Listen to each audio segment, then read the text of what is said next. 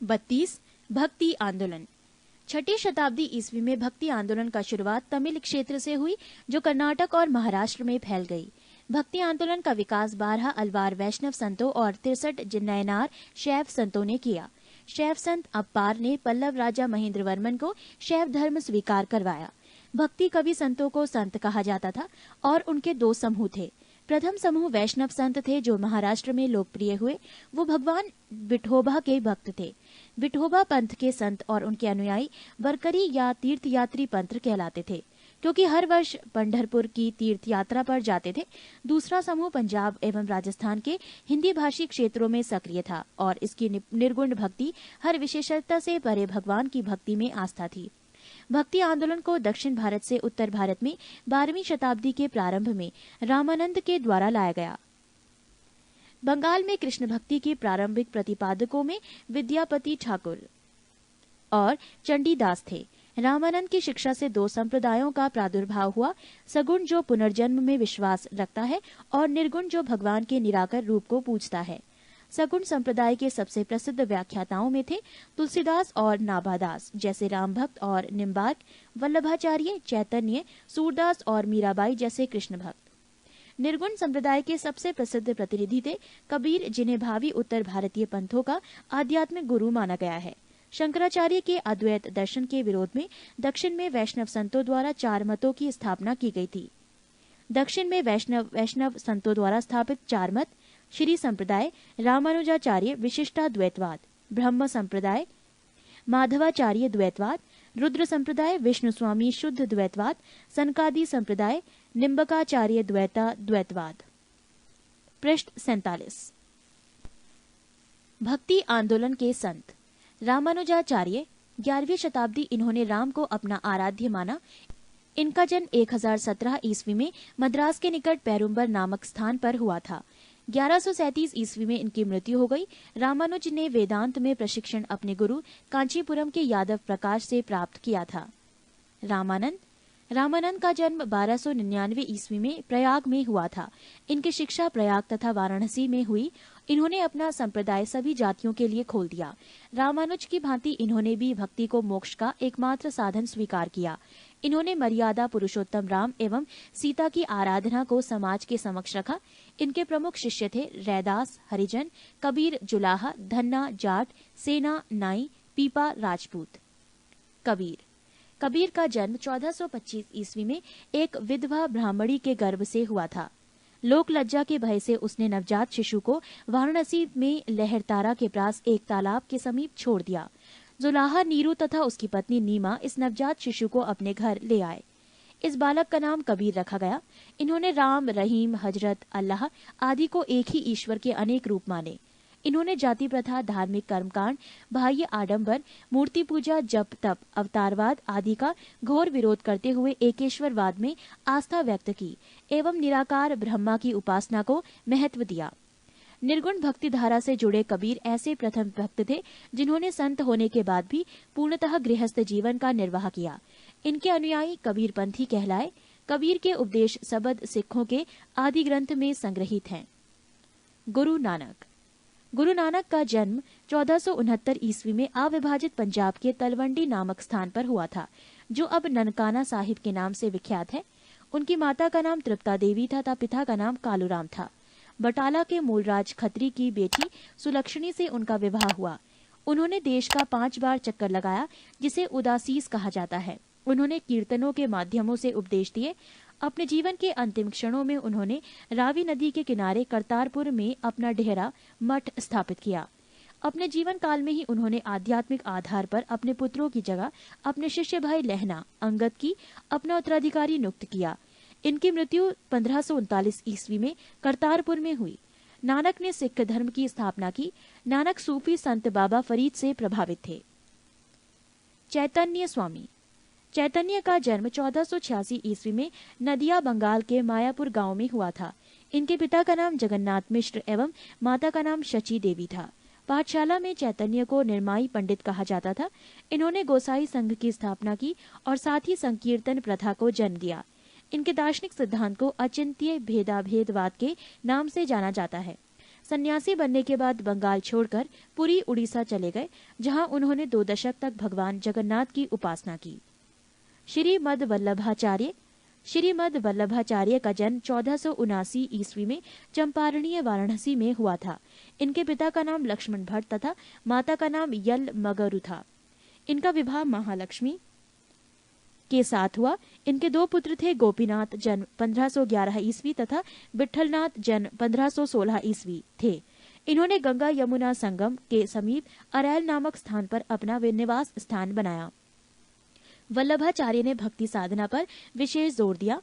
इन्होंने भक्ति को मोक्ष का साधन बताया। इनके भक्ति मार्ग को पुष्टि मार्ग कहते हैं।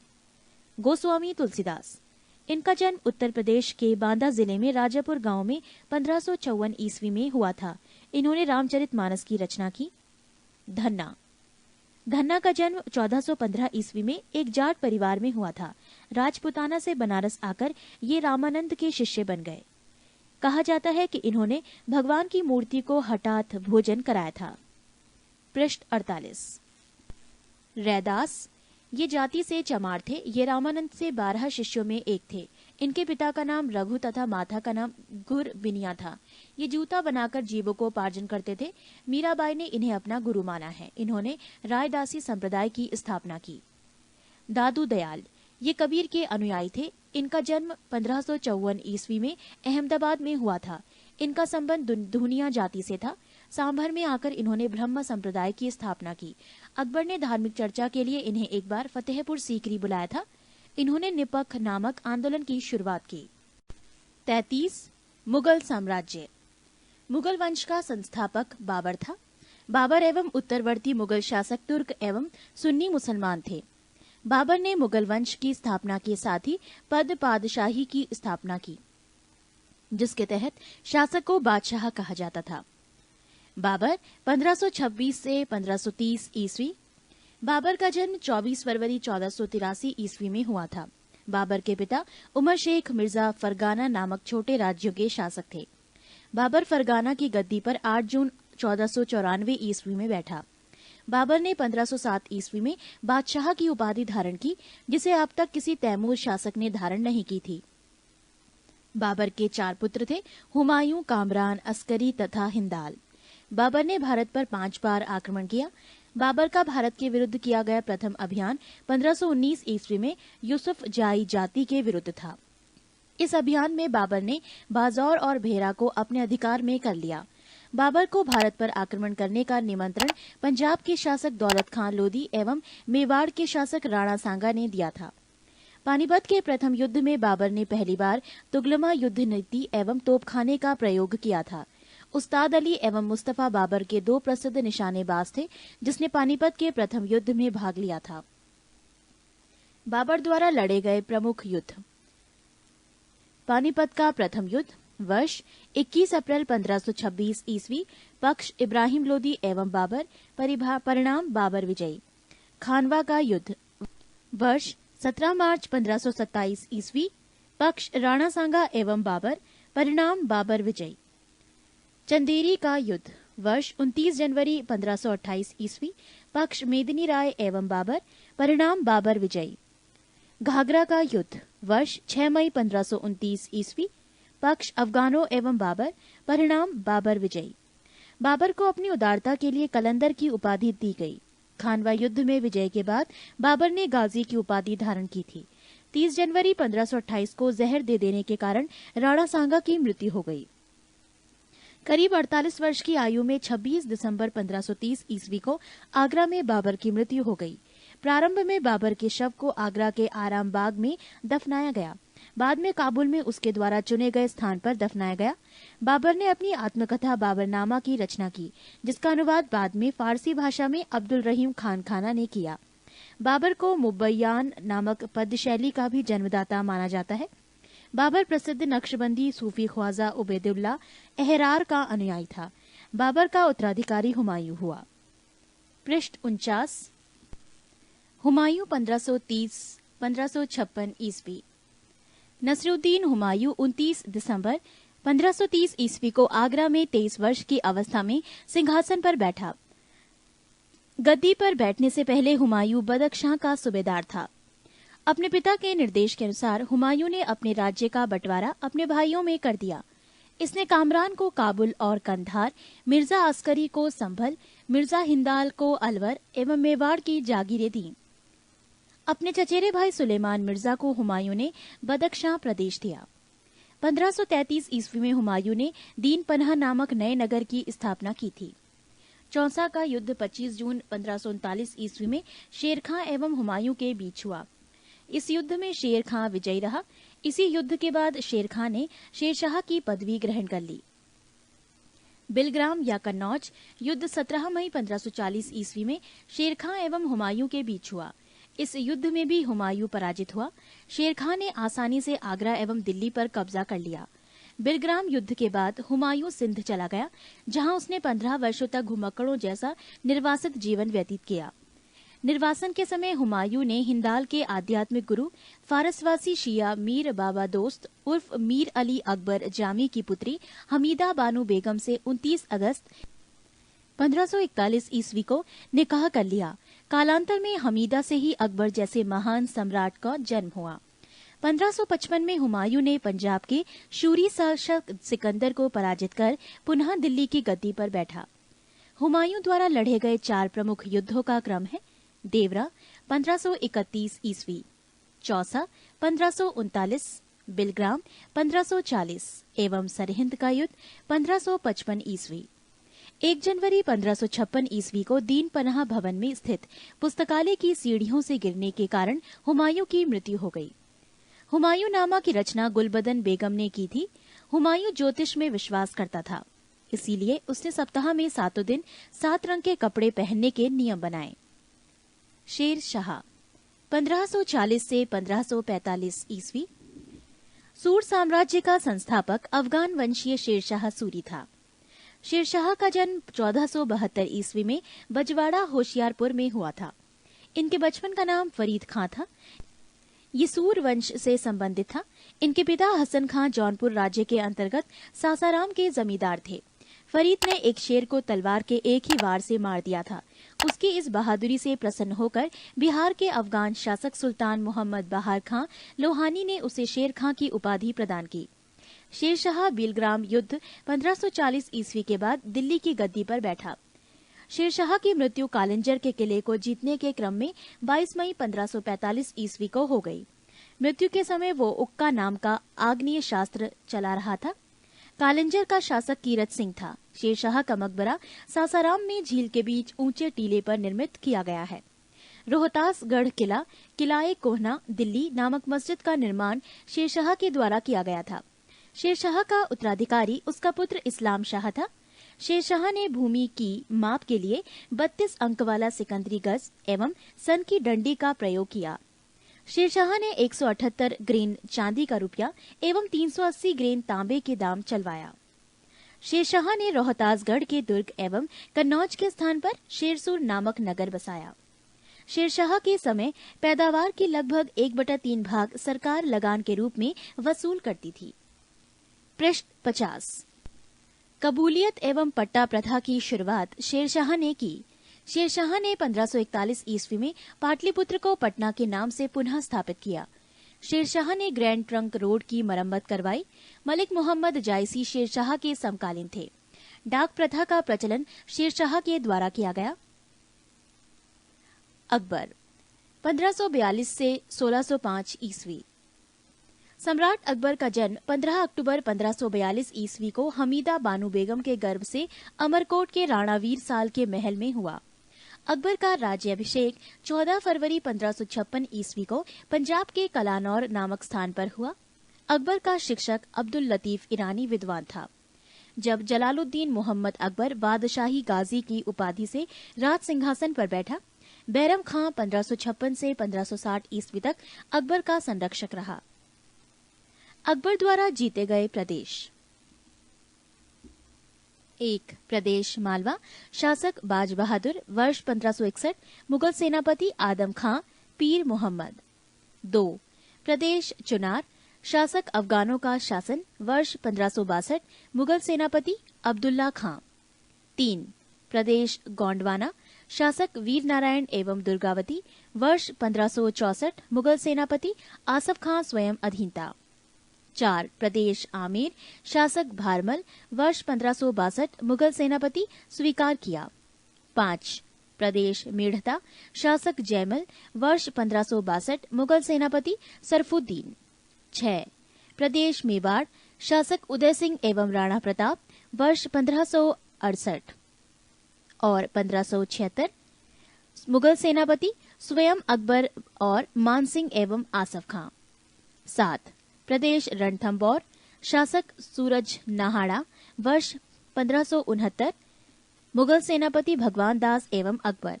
8 प्रदेश कालिंचर शासक रामचंद्र वर्ष 1569 मुगल सेनापति मजनू खां काकशा।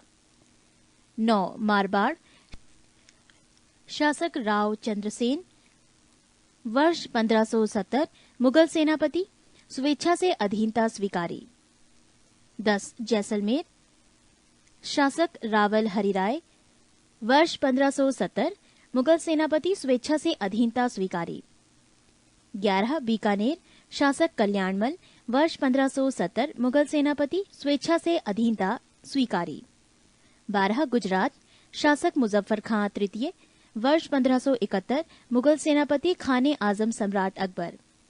13 बिहार एवं बंगाल शासक दाऊद खां वर्ष 1574 से 76 मुगल सेनापति मुनीम खां खानखाना। 14 काबुल शासक हकीम मिर्जा वर्ष 1581 मुगल सेनापति मानसिंह एवं अकबर। 15 कश्मीर शासक यूसुफ याकूब खां वर्ष 1586 मुगल सेनापति भगवान दास एवं कासिम खां।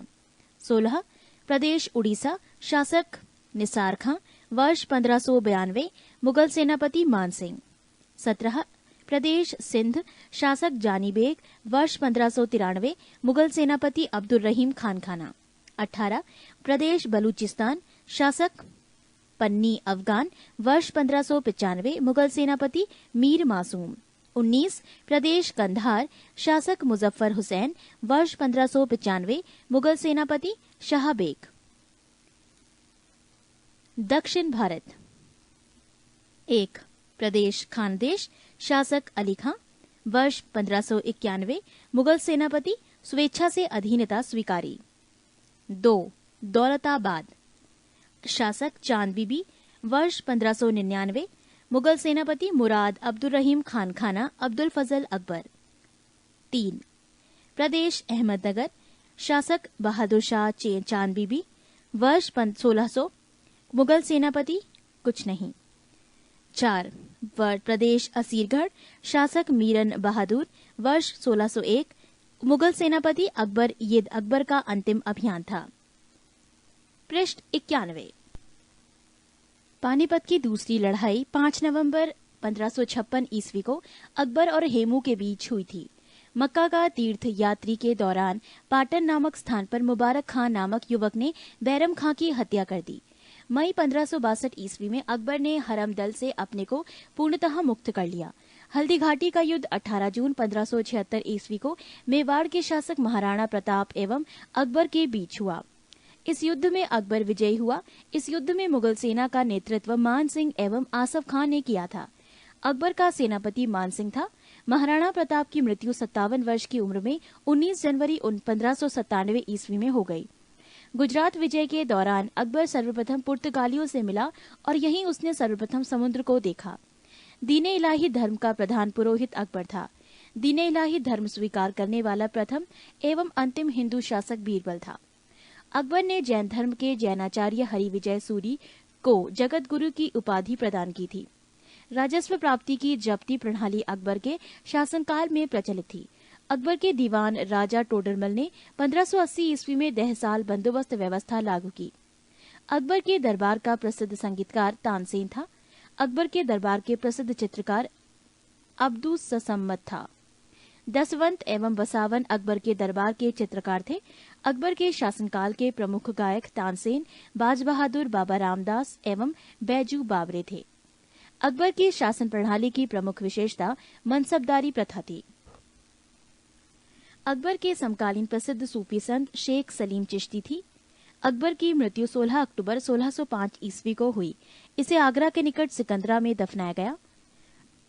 स्थापत्य काल के क्षेत्र में अकबर की महत्वपूर्ण कृतियां हैं दिल्ली में हुमायूं का मकबरा, आगरा का लाल किला, फतेहपुर सीकरी में शाही महल, दीवाने खास, पंचमहल, बुलंद दरवाजा, जोधाबाई का महल, इबादत खाना, इलाहाबाद का किला और लाहौर का किला।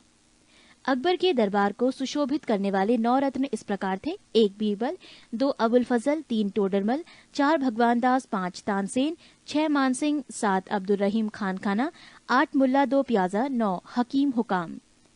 अबुल फजल का बड़ा भाई फैजी अकबर के दरबार में राजकवि के पद पर आसीन था।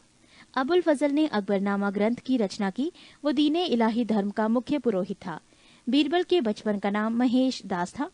संगीत सम्राट तानसेन का जन्म ग्वालियर में हुआ था।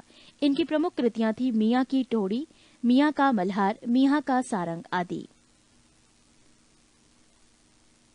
कंठाभरण वाणी विलास की उपाधि अकबर ने तानसेन को दी थी। अकबर ने भगवान दास आमेर के राजा भारमल के पुत्र को अमीर उल उमरा की उपाधि दी। अकबर के कुछ महत्वपूर्ण कार्य: दास प्रथा का अंत 1562, अकबर को हरमदल से मुक्ति 1562, तीर्थ यात्रा कर समाप्त 1563, जजिया कर समाप्त 1564, फतेहपुर सीकरी की स्थापना एवं राजधानी का आगरा से फतेहपुर सीकरी स्थानांतरण 1571, इबादत खाने की स्थापना 1575, इबादत खाने में सभी धर्मों के लोगों के प्रवेश की अनुमति 1578, मजहर की घोषणा 1579, दीने इलाही की स्थापना 1582, इलाही संबत की शुरुआत 1583, राजधानी लाहौर स्थानांतरित 1585। पृष्ठ 52। यूसुफ फजाइयों के विद्रोह को दबाने के दौरान बीरबल की हत्या हो गई। 1602 ईस्वी में सलीम जहांगीर के निर्देशन पर दक्षिण से आगरा की ओर आ रहे अबुल फजल के रास्ते में वीर सिंह बुंदेला नामक सरदार ने हत्या कर दी। मुगल सम्राट अकबर ने अनुवाद विभाग की स्थापना की। नकीब खां, अब्दुल कादिर बदायूनी तथा शेख सुल्तान ने रामायण एवं महाभारत का फारसी अनुवाद किया व महाभारत का नाम रज़्मनामा युद्धों की पुस्तक रखा। पंचतंत्र का फारसी भाषा में अनुवाद अबुल फजल ने अनवरे सादात नाम से तथा मौलाना हुसैन फैज ने यारे दानिश नाम से किया। हाजी इब्राहिम सरहदी ने अर्थवेद का, मुल्लाह शाह मोहम्मद ने राज तरंगिणी का, अब्दुल रहीम खान खाना ने तुज़के बाबरी का तथा फैजी ने लीलावती की फारसी में अनुवाद किया। फैजी ने नल दमयंती सूरदास द्वारा रचित कथा का फारसी में अनुवाद कर उसका नाम सहेली रखा। अकबर के काल को हिंदी साहित्य का स्वर्ण काल कहा जाता है। अकबर ने बीरबल को कविप्रिय एवं नरहरि को महापात्र की उपाधि प्रदान की। बुलंद दरवाजा का निर्माण अकबर ने गुजरात विजय के उपलक्ष्य में करवाया था। 4 बाग बनाने की परंपरा अकबर के समय शुरू हुई। अकबर ने शीरी कलम की उपाधि अब्दुस सम्मद को एवं जड़ी कलम की उपाधि मोहम्मद हुसैन कश्मीरी को दिया। नोट: मुगलों की राजकीय भाषा फारसी थी। जहांगीर 1605 से 1627 ईस्वी। अकबर का उत्तराधिकारी सलीम हुआ, जो 24 अक्टूबर 1605 ईस्वी को नूरुद्दीन महम जहांगीर बादशाही गाजी की उपाधि धारण कर गद्दी पर बैठा। जहांगीर का जन्म 30 अगस्त 1569 ईस्वी में हुआ था। अकबर ने अपने पुत्र का नाम सलीम सूफी संत शेख सलीम चिश्ती के नाम पर रखा। जहांगीर को न्याय की जंजीर के लिए याद किया जाता है। ये जंजीर सोने की बनी थी, जो आगरे के किले के शाहबुर्ज एवं यमुना तट पर स्थित पत्थर के खंबे में लगवाई हुई थी। जहांगीर द्वारा शुरू की गई तुज़के जहांगीरी नामक आत्मकथा को पूरा करने का श्रेय मौतबिंद खां को है। जहांगीर के सबसे बड़े पुत्र खुसरो ने 1606 ईस्वी में अपने पिता के विरुद्ध विद्रोह कर दिया। खुसरो और जहांगीर की सेना के बीच युद्ध जालंधर के निकट बहरावल नामक मैदान में हुआ। खुसरो को पकड़कर कैद में डाल दिया गया। खुसरो की सहायता देने के कारण जहांगीर ने सिखों के 5वें गुरु अर्जुन देव को फांसी दिलवा दी। खुसरो गुरु से गोइंदवाल में मिला था। अहमदनगर के वजीर मलिक अंबर के विरुद्ध सफलता से खुश होकर जहांगीर ने खुर्रम खां को शाहजहां की उपाधि प्रदान की। 1622 ईस्वी में कंधार मुगलों के हाथ से निकल गया। शाह अब्बास ने इस पर अधिकार कर लिया।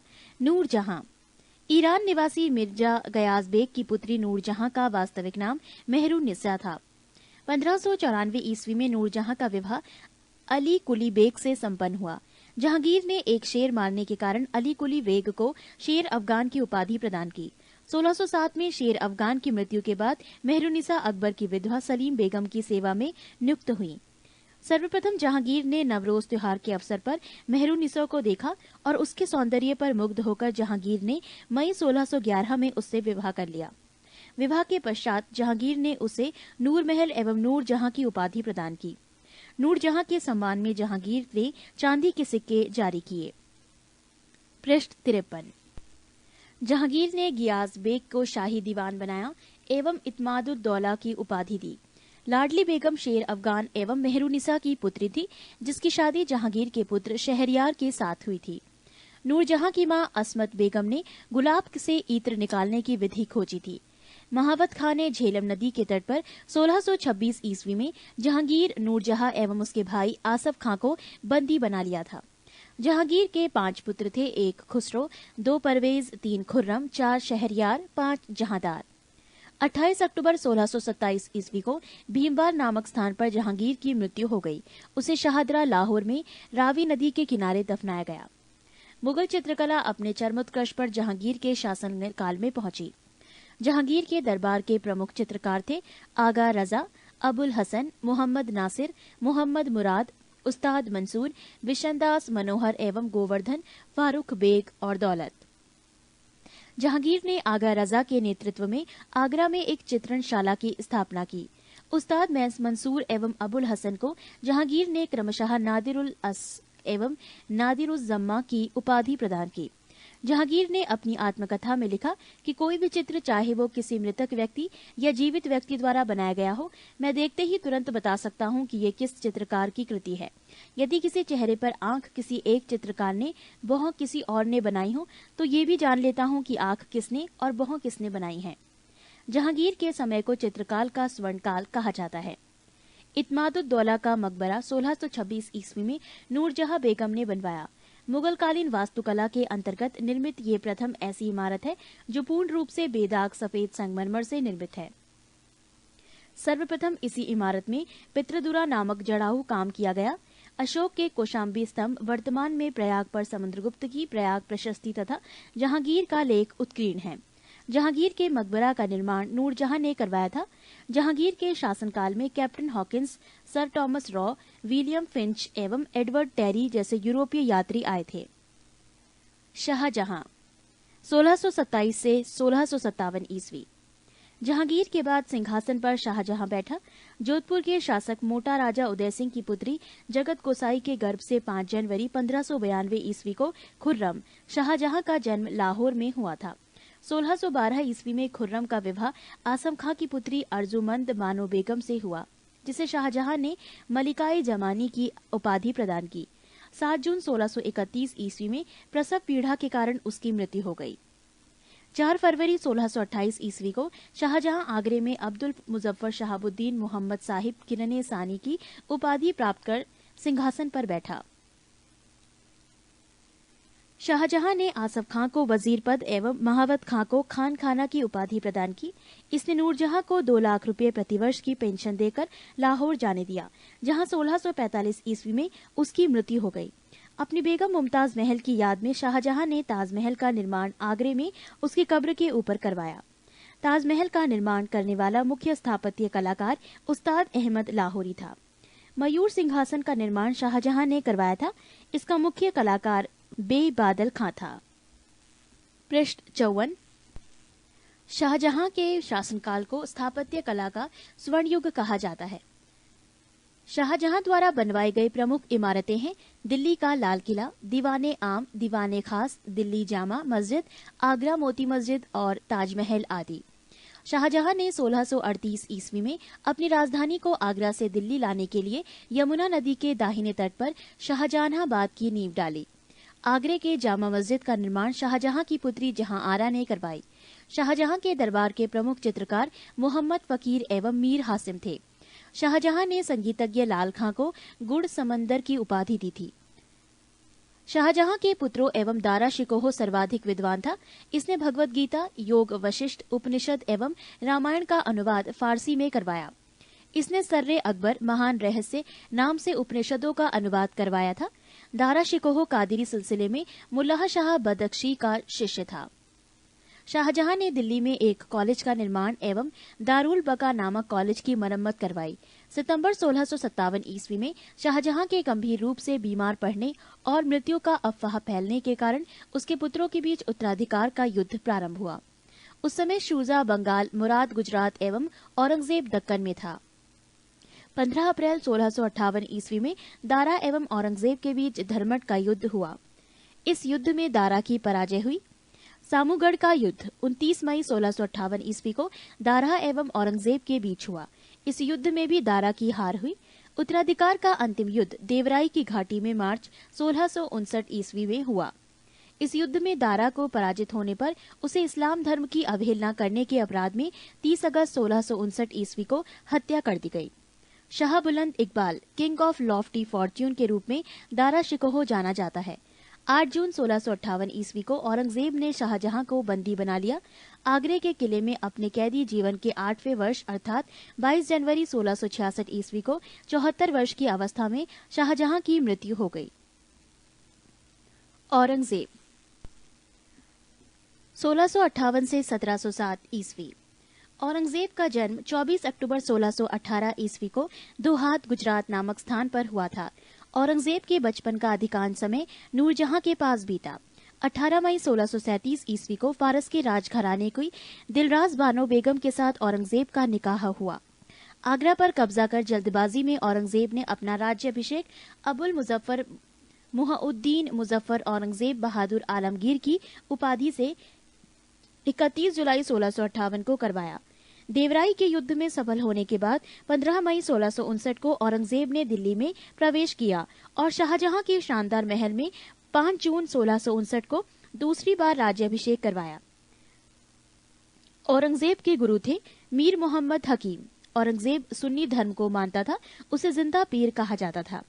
जयसिंह एवं शिवाजी के बीच पुरंदर की संधि 22 जून 1665 ईस्वी को संपन्न हुई। मई 1666 ईस्वी को आगरे के किले के दीवान आम पर औरंगजेब के समक्ष शिवाजी उपस्थित हुए। यहाँ शिवाजी को कैद कर जयपुर भवन में रखा गया। इस्लाम नहीं स्वीकार करने के कारण सिखों के 9वें गुरु तेग बहादुर की हत्या औरंगजेब ने 1675 में दिल्ली में करवा दी थी। औरंगजेब ने 1679 ईस्वी में जजिया कर को पुनः लागू किया। औरंगजेब ने बीबी का मकबरा का निर्माण 1679 ईस्वी में औरंगाबाद महाराष्ट्र में करवाया। पृष्ठ 55। 1686 ईस्वी में बीजापुर एवं 1697 में गोलकुंडा को औरंगजेब ने मुगल साम्राज्य में मिला लिया।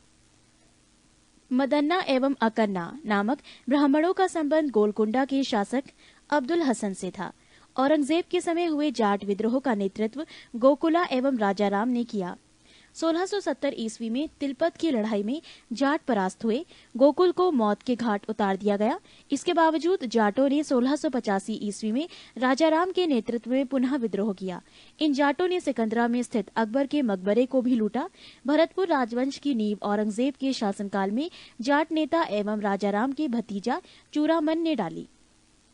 औरंगजेब ने के समय में हिंदू मनसबदारों की संख्या लगभग 337 थी, जो अन्य मुगल सम्राटों की तुलना में अधिक थी। औरंगजेब का पुत्र अकबर ने दुर्गादास के बहकावे में आकर अपने पिता के खिलाफ विद्रोह किया। औरंगजेब ने कुरान को अपने शासन का आधार बनाया।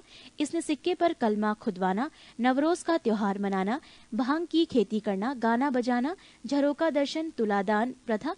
इस प्रथा में सम्राट को उसके जन्मदिन पर सोने, चांदी तथा अन्य वस्तुओं से तौलने की प्रथा थी। ये अकबर के जमाने में प्रारंभ हुई थी। आदि पर प्रतिबंध लगा दिया। औरंगजेब ने दरबार में संगीत पर पाबंदी लगा दी तथा सरकारी संगीतज्ञों को अवकाश दे दिया गया। भारतीय शास्त्रीय संगीत पर फारसी में सबसे अधिक पुस्तकें औरंगजेब के ही शासनकाल में लिखी गईं। औरंगजेब स्वयं वीणा बजाने में दक्ष था। औरंगजेब ने 1665 ईस्वी में हिंदू मंदिरों को तोड़ने का आदेश दिया। इसके शासनकाल में तोड़े गए मंदिरों में सोमनाथ का मंदिर, बनारस का विश्वनाथ मंदिर एवं वीर सिंह देव द्वारा जहांगीर काल में मथुरा में निर्मित केशव राय मंदिर थे। औरंगजेब की मृत्यु 20 फरवरी 1707 ईस्वी को हुई। इसे खुलदाबाद, जो अब रोजा कहलाता है, में दफनाया गया। औरंगजेब के समय सूबों की संख्या 20 थी। औरंगजेब दारुल हर्ब काफिरों का देश को दारुल इस्लाम, इस्लाम का देश में परिवर्तित करने को अपना महत्वपूर्ण लक्ष्य मानता था। नोट: औरंगजेब के शासनकाल में मुगल सेना में सर्वाधिक हिंदू सेनापति थे।